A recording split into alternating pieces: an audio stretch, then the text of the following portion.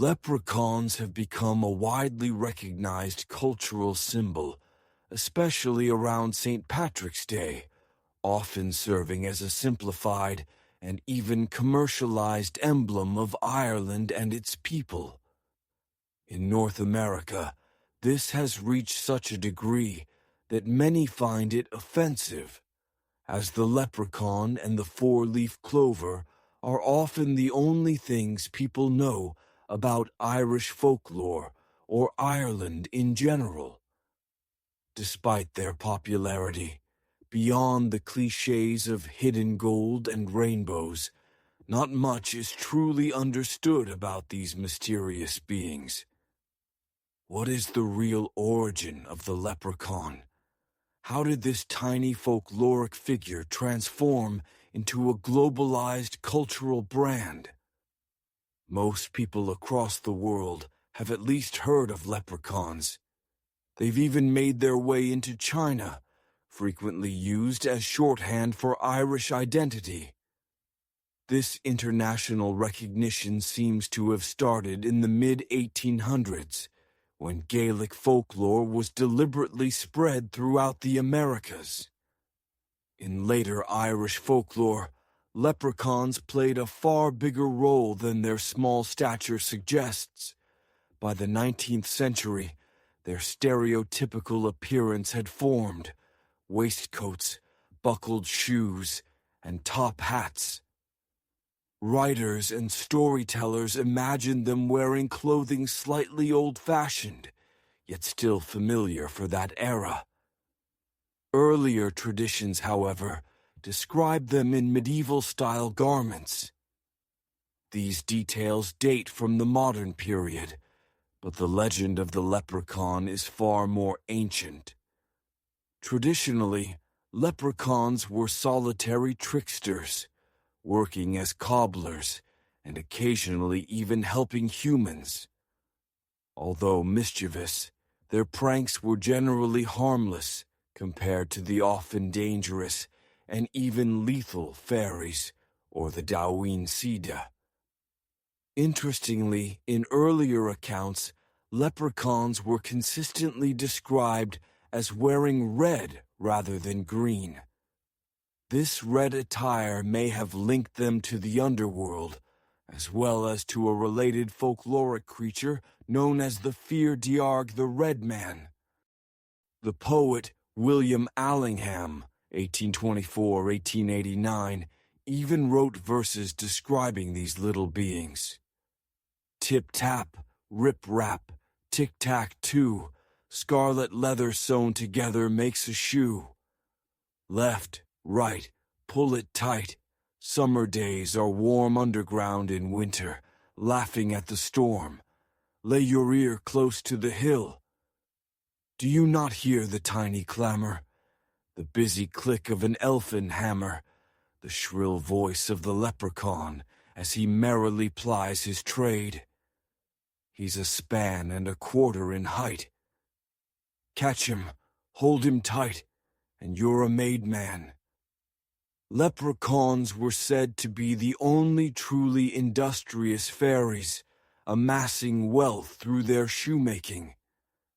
Their gold, hidden beneath the earth, could either be granted to favored humans or bargained away if they were captured. One of the earliest mentions of leprechaun-like beings appears in the medieval tale The Adventure of Fergus MacLeity.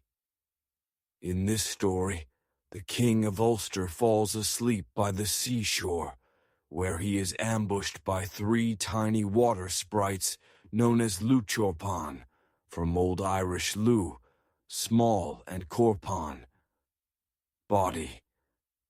They attempt to drag him into the ocean, but he awakens, overpowers them, and takes them captive. To earn their freedom, the little beings grant Fergus 3 wishes.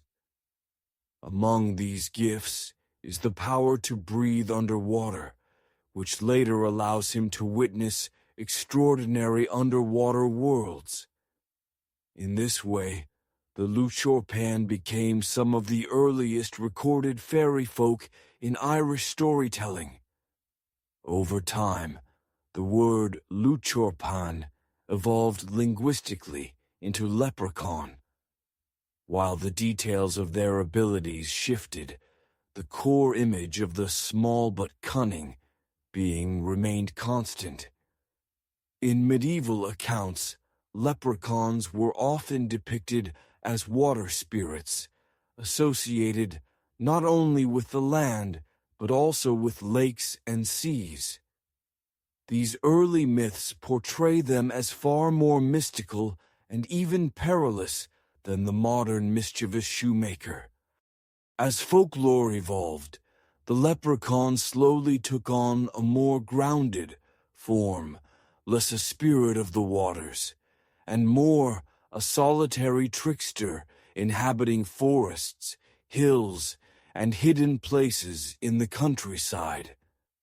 This transformation reflects a broader trend in Irish mythology, where mighty supernatural figures of the past were often reimagined as smaller, local spirits.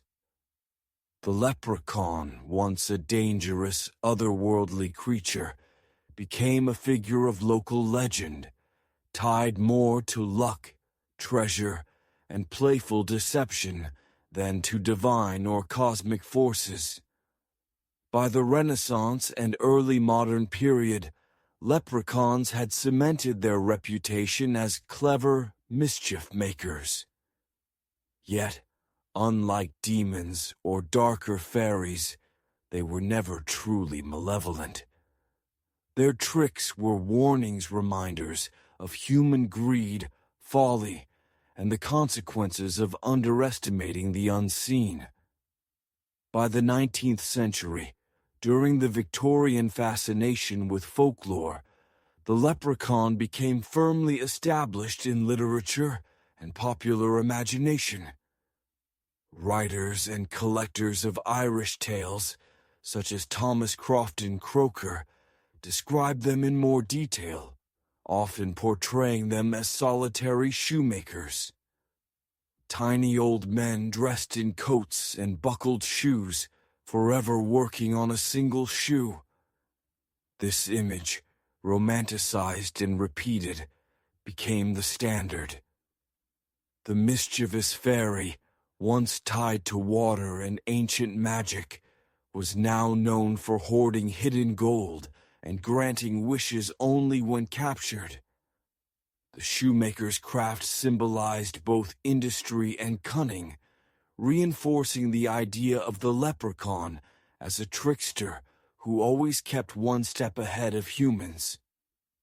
It was also during this period that the leprechaun's association with a pot of gold at the end of the rainbow grew stronger. This symbol fused Celtic myth with broader European ideas of magical treasures guarded by otherworldly beings. The rainbow, ephemeral and unreachable, made the treasure seem even more unattainable, a perfect metaphor for human desire and the folly of greed. By the early 20th century, leprechauns had crossed the Atlantic along with Irish immigrants.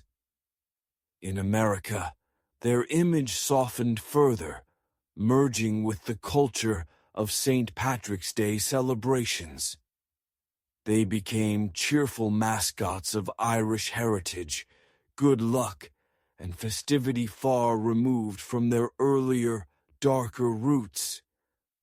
Today, the leprechaun exists in two worlds: in popular culture as a smiling, green-clad trickster of parades, cartoons, and commercials, and in folklore studies as a reminder of Ireland's deep, evolving mythological tradition.